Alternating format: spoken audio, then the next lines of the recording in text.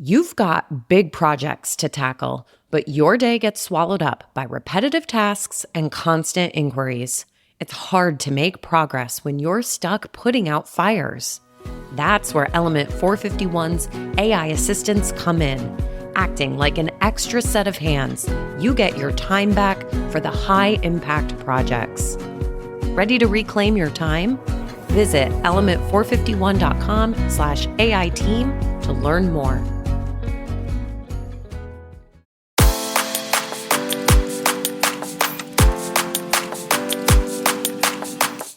Hello, and welcome to Generation AI, the podcast where we demystify artificial intelligence in the world of higher education. I'm your host, Ardis Kadiu, joined by my insightful co-host, JC Bonilla. So, Ardis, we're here at the University System of Georgia, USG AI Summit 2024. First one.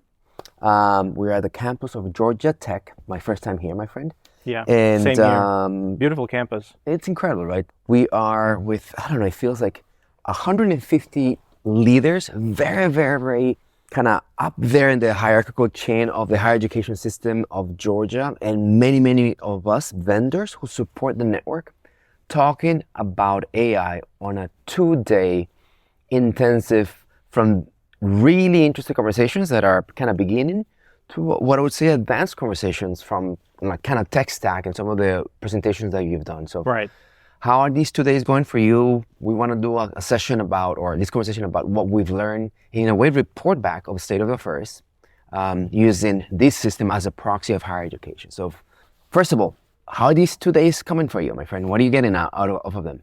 2 days have been great. We had 2 presentations yesterday. I had two. I was one panel, and I was I gave another presentation. But you were on one of the plenary panels. I was on a panel, invited like 47 minutes before the panel to jump into a panel. Yeah. Because your flight was delayed, and it was a big one in the main auditorium. I had the opportunity to basically demystify AI on the lens of higher education, right? Very similar to our podcast, if you will, the themes that we have here. So thank you, Ardis, for being delayed and giving the opportunity to get the attention. I hate that. I hate getting the attention. You're very welcome. Yeah, I know how much you hated it. I was like, I have the perfect person who can be on this. I know. Tell me like 2 things that you thought was really interesting that you drove home during that panel. I spoke about the engines of higher education, that there's an engine of knowledge pursuit, that it's teaching, it's research, it's educating people, faculty is usually part of that. And there's an engine of service delivery, which includes admissions, recruitment, student services, counseling, the works. What I feel and what I'm really passionate and have conviction, it's that AI has its biggest opportunity on that second engine. I'm still not sure how AI is going to come and support us on learning and changing curriculum. I really don't, Ardis. We see it with Element and all the things that we do, that today, enrollment management, counseling, advisement, scheduling, and things of that sort that are that second engine that are so important to give an incredible student experience, they're basically ready to go via the support of AI. So that was basically my main talking point, and having the opportunity to always bring him back that, look, this is happening. The second thing that it was very interesting in the panel, and it's a theme throughout these 2 days, it's that, so how is generative AI going to change the experience? Actually, that question came from the Accenture, and I asked the Accenture person, can you tell me how you're actually using AI today, specifically in your roadmap? And the answer is, it's evolving. So we are realizing, and something that I saw in the panel and something that I see here, that many of these institutions are not ready. They're basically just investigating how I can jump into the waters of AI. Right. So that evolution is very fluid. Yes. And the technology keeps to advance at a higher pace. And we're trying to catch up. So what's my second point? The delta is gigantic. The fact that there's so many precedents here, trying to understand how do they use AI, that's so invigorating. But you know what it means, Ardis? Higher education is not using it. We're just trying to understand how we use it. So the delta of how it's going to change, we don't know. And it's going to evolve, right? And it's going to see what happens, right? But those were my two big points. I spoke about them in the panel, and I kind of see them throughout. What about you? Well, one of the things, there was a recap session today, and one of the things that came up as part of it was the most important things that you learned, or the most important sessions. And the history of AI was the top phrase that everybody, or session that everybody put up. And it was really interesting because contextualizing AI and what it is and how it works and how it feeds into use cases and all that. But thinking about the history, a lot of people just don't understand that AI as a field has been around since the 1950s, right? With Alan Turing. And actually, I do start my presentations with like 2 or 3 slides around the history of AI and contextualizing it and what it is before we actually go into Gen AI and predictive AI and all of that. So that was really interesting that everybody thought that was super valuable.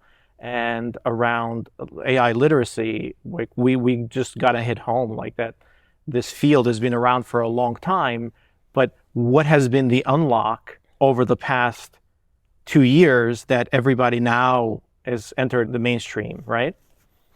It's really interesting because when you're talking about AI literacy, was a theme, it continues to be a theme, and is much needed on these leaders.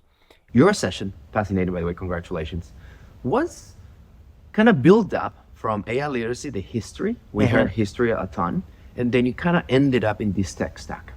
I just wondering if you can do a recap, because it's so important to demystify AI through the lens of history, right? Because AI is not only Gen AI, it has all these components, but then you end up with a framework that, in my opinion, helps us understand where Gen AI is and kind of gives us this is it or this is not, right? So a little recap of that historical evolution of AI, what it is when it's not AI, and then kind of where we're going in that tech stack. Would you mind doing a summary?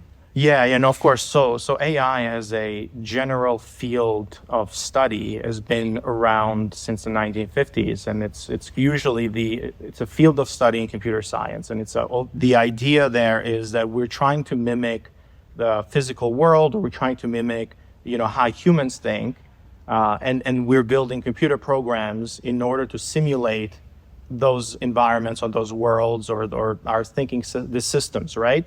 And a model is essentially the training or the simulation or a computer program that is simulating that particular environment, right? So when we start thinking about, well, what types of different models do we have, then you think about, well, you have predictive models, you have language models, you have vision models, because they all are trained to mimic a particular or to simulate a particular world, right? And in the 70s, there was actually conversational models and programs. There was this program called ELIZA. ELIZA, where it was simulating a shrink, or you're simulating a therapy or psychology, and then basically it was just returning questions. It was reflecting questions back to the user. And why did it make you feel that way? Why are you sad? Oh, tell me more. Yeah, exactly.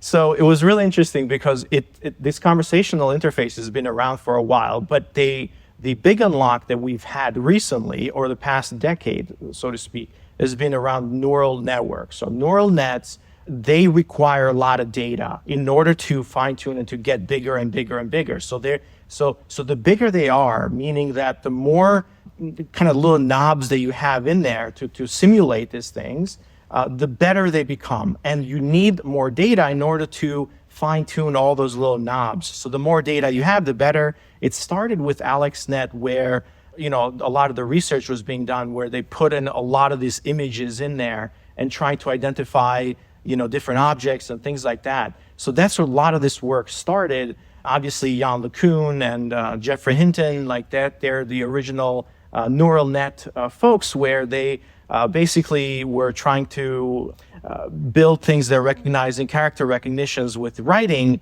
and that's where the first implementations that we saw happen.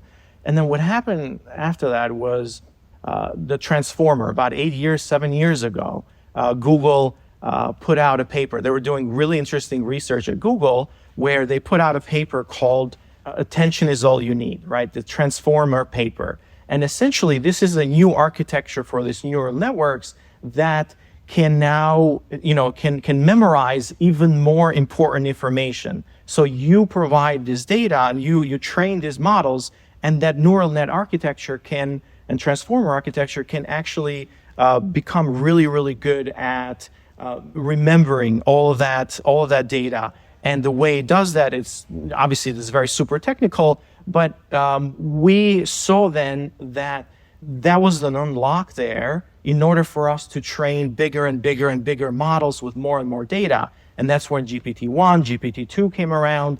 But then it wasn't until GPT-3 where the number of parameters and the number of data points that we added to it became really interesting. And this emergent type behavior came around, right? So now, because these models remember so much stuff, right, it was able to quote and put things together for you, and it was able to the output to be very, very good, right? Rather than just very, simple simulations. And what happened is that those are the language models that we're using today. Yeah. That's kind of the tree of the language models that can be GPT-4 or Claude or whatever it is. But that's what we're thinking about as AI today. It's generative AI. So these models allow us to do generative AI. But again, models have been around for a long time, around predictive AI. We did a lot of that work with predictive AI, where we're trying to predict enrollment data, application data, and so on and so forth, propensity scores. But that was mostly, you fed a lot of interactions and you fed a lot of data points, and then you had these models, but they weren't neural network type models. So you're making a case, and let me just summarize what you just did in this historical depiction. There's been an evolution of models, right? And then models are becoming better, faster. Through the transformers, basically we're able now to throw these better models, just so much information and context that allows us to do this next wave of AI, generative AI, right? There's been an analogy that has been used in this conference that, by the way, I do not love, and it oversimplifies what AI is, but it's in autocorrect. AI just like autocorrect, like it gives you recommendation on spelling. So in a way, if you look at it objectively, sure, it is, because it's a deployment of a model that this word is incorrect. Right. It's just a use case, right? Exactly. And this is basically the correction that I recommend. Right. Leaving the human with the potential to, okay, I take your recommendation, yes or no. The most simplified version of AI is kind of seen there. But when we're talking about generative AI, we're specifically talking about a deployment of AI that is so rich in computational power, training, things of that sort. Now, Ardis, there were 4 components in your tech stack that I thought it was very interesting. Yes. So now it kind of puts me into one of these stacks, which is the idea of how do I bring the models? And you call that memory, right? The memory of a system. But there were other 3 components.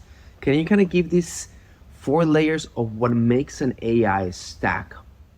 So before we were building, AI, like we're building software, and obviously, you have a lot of coding, and you have classes, you have like all of the everything that you need to kind of build these larger applications or larger platforms or whatever. So you call that the application stacks or whatever. So this idea of technology stacks has been around for a really long time. You have your database, you have your language, or whichever it is, JavaScript or Python, and all these different things. You have your server, like where do you deploy that? You have your user interface stuff. So all these different stacks are building on top of each other. Well, if you think about it, how can you take now a system like, how can we take these large language models and how can we build an AI stack that is based on these LLMs, right? Based on the new unlocks that have happened. So there's 4 different layers, right? And if we rethink how software is being built,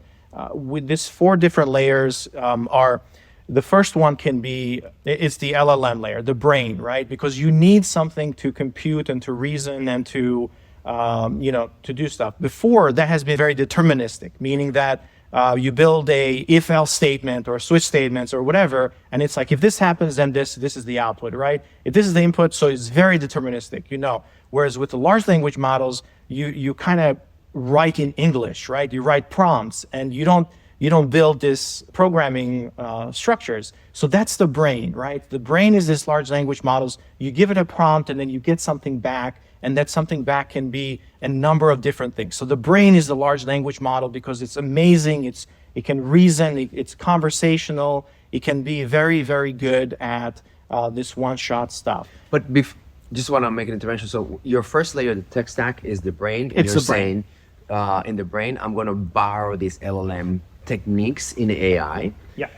Now, you can replace it with other techniques in AI, like traditional machine learning, and there will be other type of models. However, in modern generative AI, there's other things that stack up. And this is why your model in your framework is very nuanced, in my opinion, right? Yeah. Because now you can do things that only this brain support. Correct. Right? Exactly. So what are those things? Databases and knowledge. What's Yeah. So now so essentially you can now give a memory. So the first thing that you can do with this brains is like you go to ChatGPT and then you ask it, write me a message or translate something or the use cases that you just mentioned, right? Those very simple use cases. You feed in the brain with something. Yeah. The brain is very good about that. But now it's like, okay, in traditional, like in the AI stack, you also need memory. It's like where, how do you keep context so you can have a back and forth conversation? So memory and context is the second layer. So memory becomes the second layer because yes, you have this compute engine, this brain, but you need to tell it, okay, here's the context.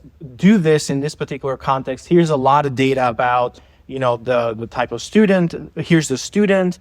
You're providing this in the context of admissions of this university and so on and so forth. So essentially you're building all the context and the memory. And by the way, here is the conversation history that we've had before. So you don't start from scratch. And here is more context on data that you need about this user. Here is more data about the institution. Here is more data about, the best practices. So that's the memory layer. Once you have that memory layer, it unlocks a lot of different things, which are very, very interesting in the sense that you now have a mechanism for all of that. Hey, it's Mallory. Element 451 is hosting the AI Engage Summit on October 29th and 30th. This free virtual event brings together leaders, innovators, and many of your favorite Enrollify creators to explore AI's impact on student engagement, enrollment marketing, and institutional success. We're packing the schedule with real examples and case studies, so you leave knowing how to harness AI to drive meaningful change at your institution. Whether you're looking to enhance student outcomes, optimize enrollment marketing, or simply stay ahead of the curve, the AI Engage Summit is your gateway to the next level of higher education innovation. Registration is free. Visit element451.com to save your spot. Now, back to the show. So what we're seeing is memory. It's going to be modern LLMs. Your knowledge base, which traditionally you would see in the training data they use, to get your models to output something. Right. In this case now is so rich in your knowledge base. Yes. Can have context of where I picked up the conversation, who Correct. I am. It's actually bringing databases, web user content generating. It's just basically a sea of possibilities in these knowledge base in the second. Exactly. So that's what we're seeing most of the use cases where you have retrieval augmented generation, meaning that you want an answer. Well, you got to pull the information, the context, and then give it to the LLM and say, answer this question in this context, right? Because we can't rely on the training data that these LLMs have. You have to provide that memory. Sure, these techniques are not really interesting. And if I were to be super simplistic, it just, you can train with more data and these models are fascinating. Your two next layers are so nuanced. Yeah. And this is where, for me, it just basically defines generative AI with other type of prior AIs, which is the idea of a skill and personality. Two next layers are skill and personality. Can you unpack those? Yeah. So the first two layers is like it enables a very simple conversational chatbots, right? So the chatbots that we have today now are so much better because we have really, really good LLMs. They nuance, the different languages, they can respond different languages, they can pull data, they can have that conversation, they know the answers, they can give you answers. But what happens if you want them to take action on your behalf? What happens if you want now the system, rather than it just being a pure interface, you want it to actually do stuff, right? You tell it, sign me up for this event, or do something, right? And those are skills, right? Those skills have to be baked in or have to be built in, and there's a translation layer and all these different things and how you do that. But once you add those skills, now this conversational system or agent or AI assistant, whatever you want to call it, can now take actions on your behalf. It can go to different systems, it can perform actions, it can pull data, it can save data, it can use APIs to do things, it can calculate stuff, it uses tools, and so these tools become really interesting. Just like us, like when I say, hey JC, can you do a really crazy multiplication? So you would use a calculator, because you can't just do that, right? So you use these tools in order to perform certain actions, but you have many things tied together, and tools and skills become really important. So that's how we're delivering functionality. If you think about it as a piece of software, you deliver functionality, and with the newest stack it's the tools and the skills. In your presentation, and bringing it into context of where we are today at the summit for universities talking about AI, what I heard you talk about in the skills that we can allow these generative AI models to work against and be trained. The tools are the one of a counselor. Yep. So all the knowledge base is going to be around counselor, mental health, academic counselor. The catalog gets ingested, and of course that's powered by LLMs. You spoke about the admissions professional. You spoke about the coach. There's so many different tools. Can you give us some examples of those skills? Skills that you presented that are already in a way available in element in many other technologies? Yeah. So when you're if you're an admissions advisor, you might have skills that let you start an application for that student. You have access to an event, schedule an event, schedule an appointment. So you have access to all these different things. So those are the skills. So you should be able to go in a calendar and pick a date, communicate back and forth, and then be able to save that appointment for that student. You should go back and forth and say, okay, what's your email address? Here's the applications. What's your email address? Let me start an application for you. Oh, by the way, what program you're interested in? And then you save that data, you start that application process for them, make it easy. And you say, oh, by the way, here's a link to now go in and complete that application, or here's some more things that you need. And by the way, I can also drive you through, I can pull more data for you. So those are the skills, right? Those are the tools and the skills that are necessary. Now, the next layer after that. So this is really important, right? Because you can now say, oh, I will have this amazing chatbot that can do everything, right? But as humans, when we interact with other humans or other experts, right? We talk about, you go to a doctor and you don't talk to your doctor about your legal problem or your mortgage issues or whatever it is. You talk to them about, specific context and a specific domain, and that doctor, you understand that you're in the context of that particular use case.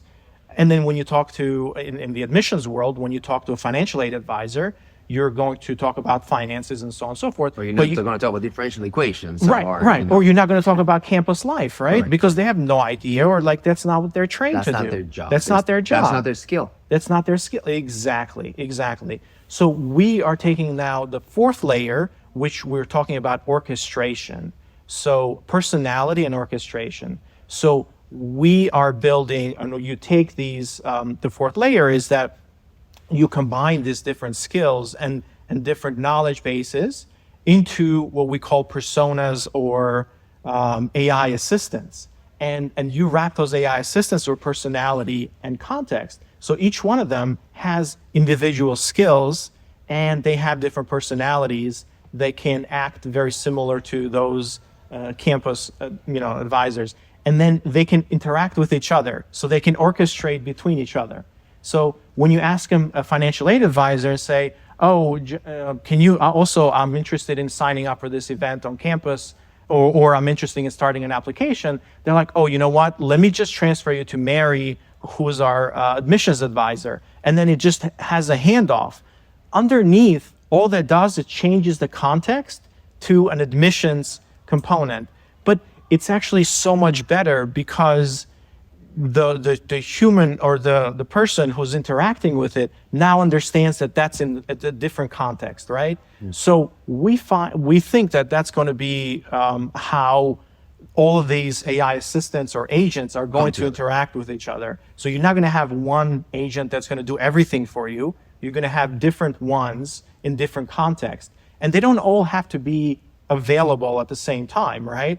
Like it can be the same system, but you can embed a admissions advisor in your admissions pages. You can embed a financial aid advisor and a kind of program advisor or whatever it is, or academic advisor in your student hub, for example, where they go in to try to register for classes. So they can be in different places and different contexts, but underneath they're communicating with each other and they have different skills. So those are the 4 layers. So to recap your layers, and then I have a question for you. You're saying orchestration at the very top is where all the skills will come together and they get orchestrated so that I can do a human-like behavior as an agent. So if I'm orchestrating for financial aid, some of the skills on the 3rd layer are going to be, you need to be FAFSA ready, so you need to know how to do forms, access forms, you need to be trained against these knowledge bases, 2nd layer, that all financial aid. And then this is all powered by the brain of an LLM. And then at the very top, in a way, you start changing the orchestration. Now I need an admissions-alike type of orchestration, so my skills have to be lead recognition. How do you do an event? How do I move you into a schedule with a faculty member for advisement, things like that? Right. I train against knowledge bases on admissions, and I use the LM and so on and so forth. So the question I have is, you ended your presentation with a slide that I would say scare half of the people in the audience, which was an AI-driven team, right? And you said, I even use AI to generate the faces of these humans, right? Yeah. But what you were doing there in a really subtle, interesting way is like, leaders, your next office could look like this. Yes. Mary, who just invoked, I just made her up. Yep. Literally just made her up. Yep. And I need her to do these skills.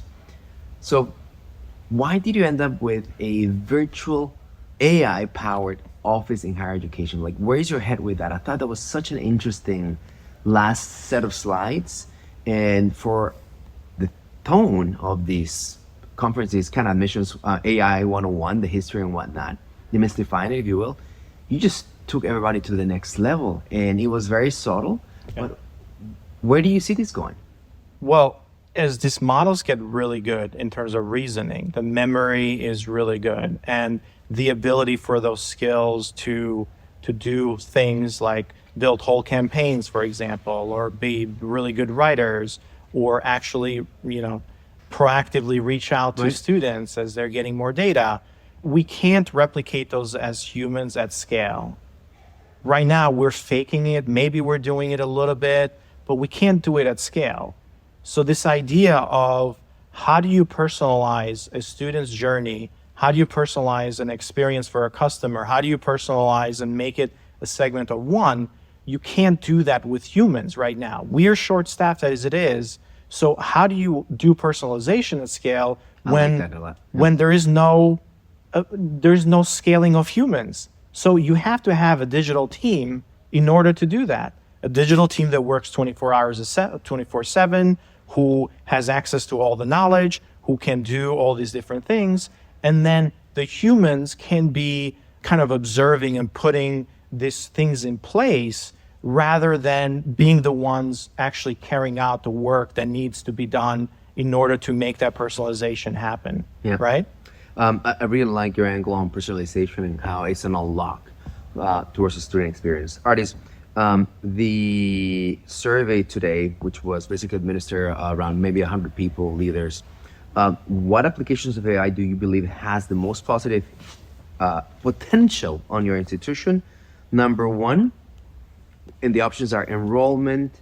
Number two, student experience, which is basically what you and I talk about. Right. Number three, learning, career, lifetime learning, and curriculum development. Which one do you think got the most perception of being helpful, potentially helpful to a campus?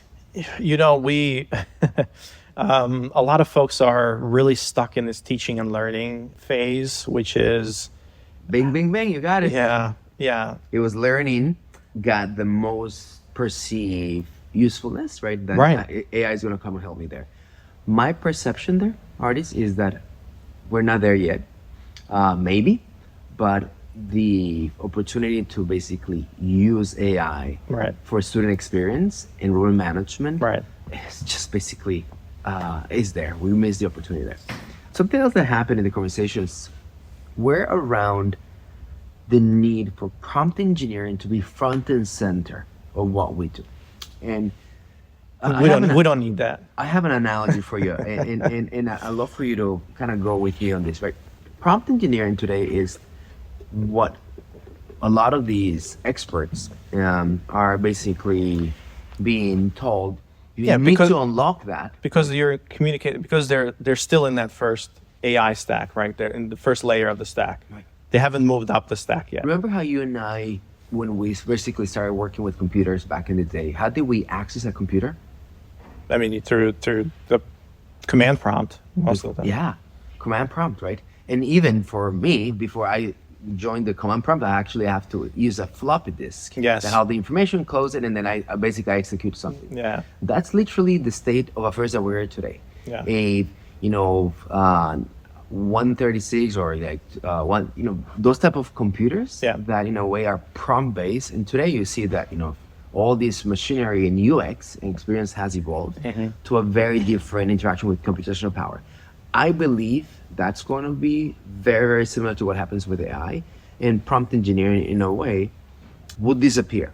It's needed today because that's how you interact with LLMs, specifically the brain user framework, and a lot of potential there. But I just want to be cautious that many of these institutions are saying, I need to have curriculum and teach prompt engineering. Right. And I would be cautious, like, Prompt engineering is not going to be a thing in the next year or two, right? It's not going to be a thing. Correct. So look what's happening.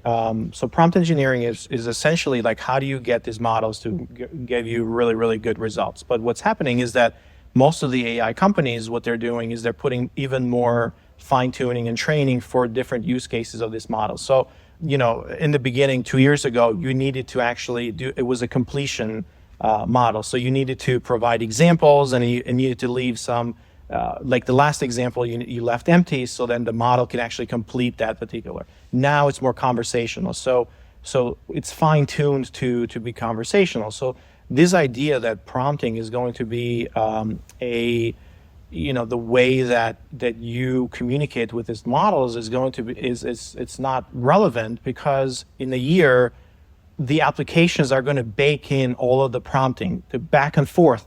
Look at what's happening with O1 in terms of the reasoning. All you have to do is ask it one thing, and then it's doing all this reasoning behind the scenes and doing essentially self-prompting itself multiple times, back and forth and back and forth and back and forth, in order to give you that answer. Before that, you actually had to do that yourself with multiple kind of conversations, or like a chain of thought type of processes, in order to get that done. Well, that's not the case anymore, right? So all you can do is ask a very simple question, and then it's going to do all the reasoning behind and give you that answer. So prompting is not a thing. We don't see it as a thing for us either, because we're baking in all the prompting that we're doing in the background, and all we're asking you is sort of very simple input. It's like we're asking, hey, you can ask, build me a campaign, right? It's like, okay, well, we know the context, we know what pages you're in, we know who you are, we know the institution, we have access to all your knowledge base. So, and we're like, okay, as an expert, like, okay, give me a couple of pieces of information. What's the target? And like, what's the goal? So you can literally, in less than the 20 words, you can build a campaign that is very, very specific to the things that you want. But behind the scenes, there is millions of tokens and millions of prompts that are happening that we're sending back and forth. So you don't really need that as an end user to interact with these systems anymore, because it's going to be obfuscated from you. It's going to be hidden behind the application. So as we build these applications, yeah, maybe if you want to think about, well, as a CS student, do I study, or do I go in and study, C++ or Java or whatever, or Python, or do I go and study some prompt engineering? Sure, you can study some prompt engineering, but that's going to be evolving, right? So you're not going to necessarily need it, even when you're building systems with Devin, for example, or some of these AI agents. They're going to actually prompt you for information. So you don't need to give it all the context. It's going to be a two-way thing. If they need more context, if they need the human in the loop at all, that's kind of the advancement here. So prompting is not a thing anymore. Ardis, I'll leave you with this last graphic that I'm observing. I'm going to repeat it so we can then kind of close on remarks of where this is going. The survey this morning was, how prepared is your institution to use AI at the enterprise level, where the majority of the responses were somewhat unprepared to very unprepared, right? Mm-hmm. And we're talking about a proxy of probably about 50 to 70 universities, mm-hmm. With a geo footprint, very Georgia. How do you leave this conference? How do you leave this summit, knowing that your head, your product element, it's basically moving along in the AI adoption, literally generative AI, at a speed that is incredible. And the design, it's for an enterprise that is unprepared or somewhat unprepared. How do you leave today? Yeah, well, I did ask. And I'm not leading the witness, I hope. No, you're not. And I did ask something very similar to, there was a panel of CIOs yesterday, and they're talking about AI adoption and the tools that they have, and some of the examples that they're giving. We have built all this compute internally, and we're doing all these experiments, and so on and so forth. And my question to them was, well, if there's vendors and there's people that are coming in, how are you evaluating, what's your benchmarking for evaluating this new AI use cases and products that are coming in? And, how are you adopting? And they're like, well, we don't have any benchmarking. It does something better, right? And the question then was, well, how do you know how to engage with them? And their answer was, we're just going to let somebody else do the testing and do everything, and then they come back to us and saying, this is how it's proven, this is the ROI that we got here, and then we're going to adopt it. So the mentality is, there's no early adopters in higher ed.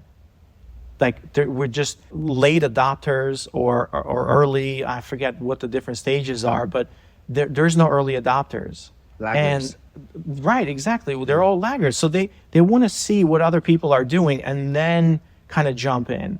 So in some cases, for us, it becomes very difficult because we just don't have this mentality of people who want to get ahead and who want to be differentiated and start using things early. So we have to do a lot of education in moving them forward. And guess what?